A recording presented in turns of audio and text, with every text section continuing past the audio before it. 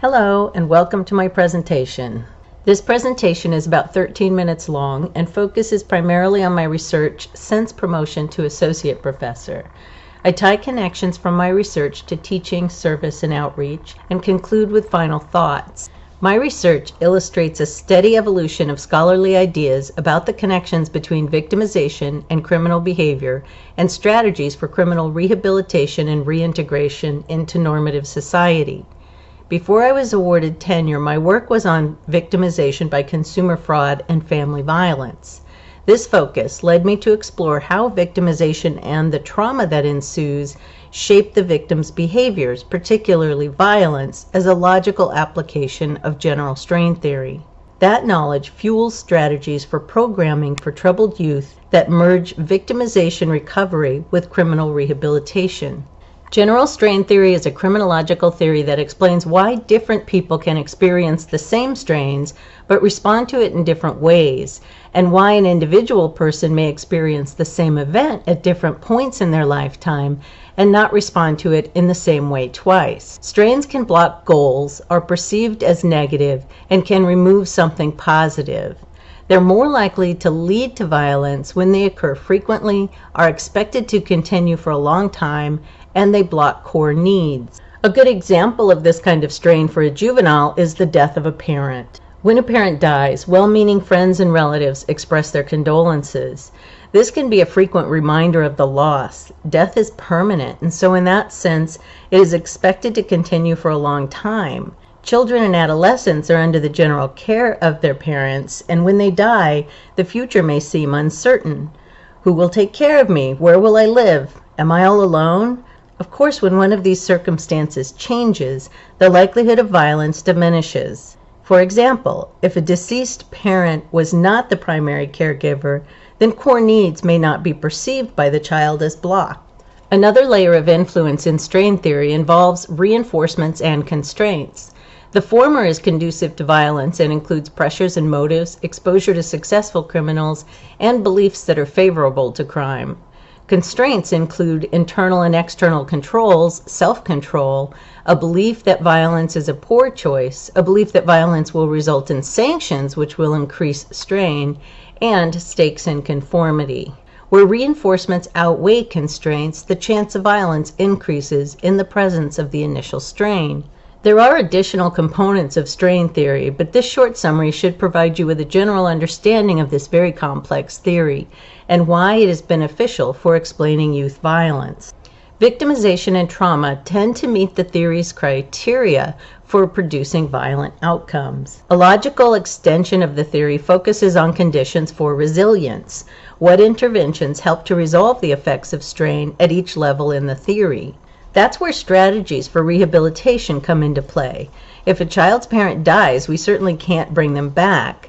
But what caregivers can do is make an immediate permanent plan for meeting the child's needs and guide them toward nonviolent coping strategies, teach and model self-control, and convey genuine concern for the child's well-being. These strategies go a long way in preventing future violent behaviors. My research helps to inform programming at the Oceantide School in Narragansett, Rhode Island, a residential treatment program in the Lasallian educational tradition. This work has made me an asset to Oceantides, and forging long-term relationships with community programs in the state promotes URI's community outreach mission.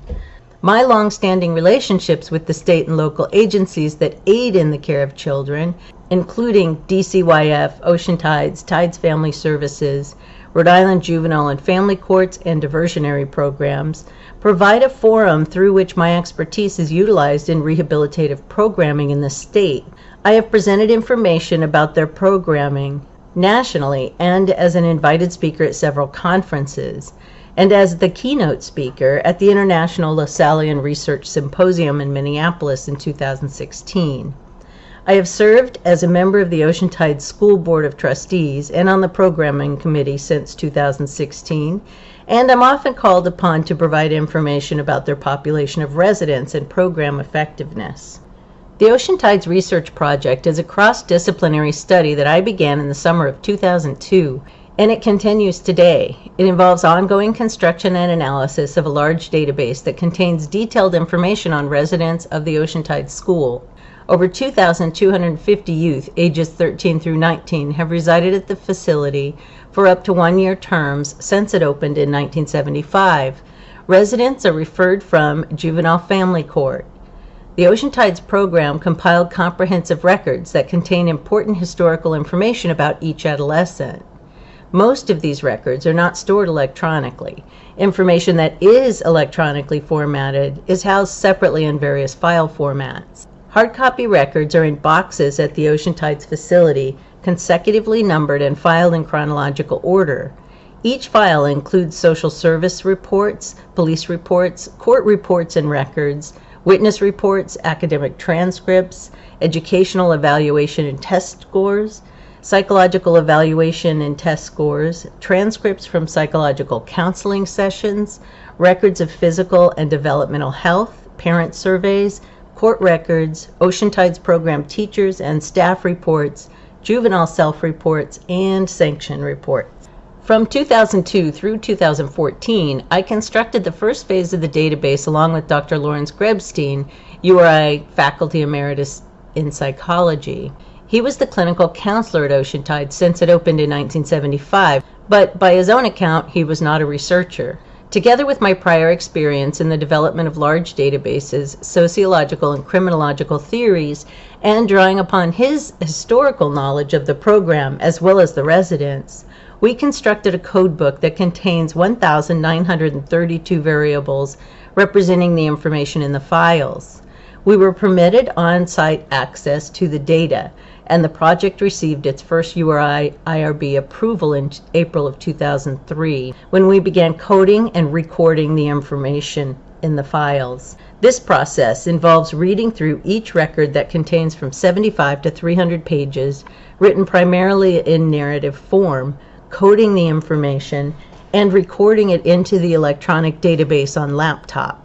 We quickly realized the task was too large for us to handle without research assistance. The early cases from 1975 through about 1990 each took approximately 3.5 hours to record, and cases since 1991 each take about 5 hours to complete because they contain much more information.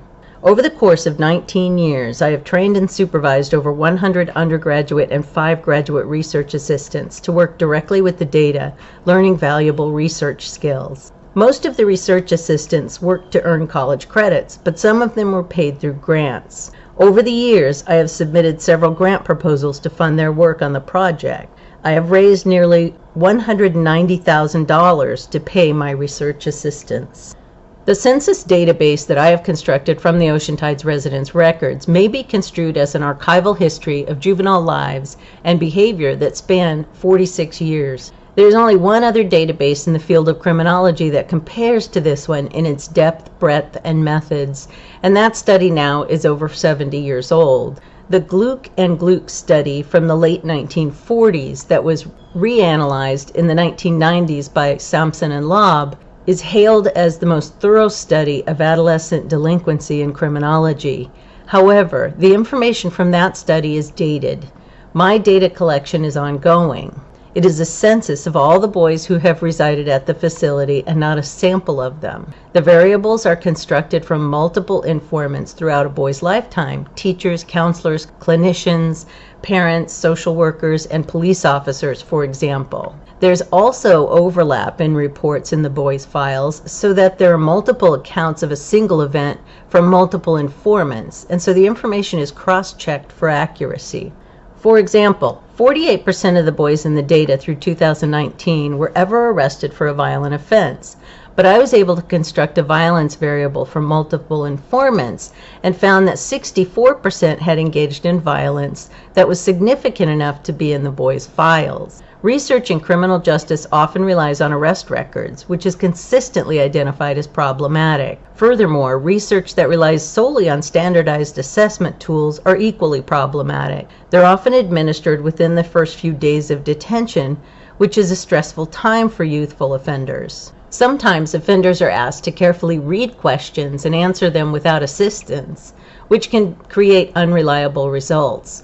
Or they are read the questions by people who youth inherently distrust, such as counselors or social workers. Being able to cross-check information between different sources and between different types of information, both qualitative and quantitative, creates more reliable data. My database has produced reliable information on several important topics. For example, despite popular beliefs, I find that Latinx boys in the juvenile justice system are no more problematic before or after they're incarcerated than others are. This has huge implications for identifying ethnicity as a risk factor for juvenile offenders, and this information can help to curb some of the bias against ethnic minorities found in policing tactics and incarceration rates. In my report to the DOJ, I explain that current juvenile justice strategies in Rhode Island to phase out residential treatment programs for youthful offenders for home-based clinical care are particularly problematic for boys who hail from abusive families. It is striking that nearly 1/5 of all the Ocean Tides boys were exposed to physical violence within their own homes, and over 1/4 of them had personally experienced physical abuse from a parental figure before entering residential care. Sending these boys home is cruel punishment for their juvenile offenses, and it would likely result in further problems. Among adolescent males in residential treatment with 4 or more cumulative adverse childhood experiences, 79.1% were violent against others and 74.8% engaged in suicidal behaviors. Almost 1/4 of the boys have already been abandoned or rejected by a parent, and 21% of them feel they are a burden to their own parents. So who is left to help them at home? Since 43% of their families experience some form of extreme poverty, it is unlikely that they have the resources needed to make it to scheduled appointments with clinicians while living at home. As the state and the nation search for solutions to problem youth, my research locates the problems in parts of the juvenile justice system and in social structural patterns instead. A system that punishes children instead of helping them in a society that ostracizes offenders instead of resocializing and reintegrating them into normative society is doomed to failure. Analyses of my database offer viable and humane solutions that are already in place in some facilities that produce successful results. Care and nurturing are much more effective solutions than rejection or isolation are. It sounds like common sense, but without the empirical data to inform juvenile justice policies, rational solutions are dismissed for cheaper, quicker, and easier strategies instead. My data minimizes problems found in other methodological strategies that are prone to policymakers' dismissal of these findings. My research has spilled over into my teaching in multiple ways, not the least of which is the J-term course I created called Immersion in Juvenile Social and Legal Justice. In this short course, students are immersed into the Rhode Island juvenile justice system. They learn about theories of treatment, rehabilitation, diversion, and providing care to traumatized youth and their families. Assignments encourage them to think critically about the theories they've learned about in their other courses and inspire them to explore careers in these public service fields.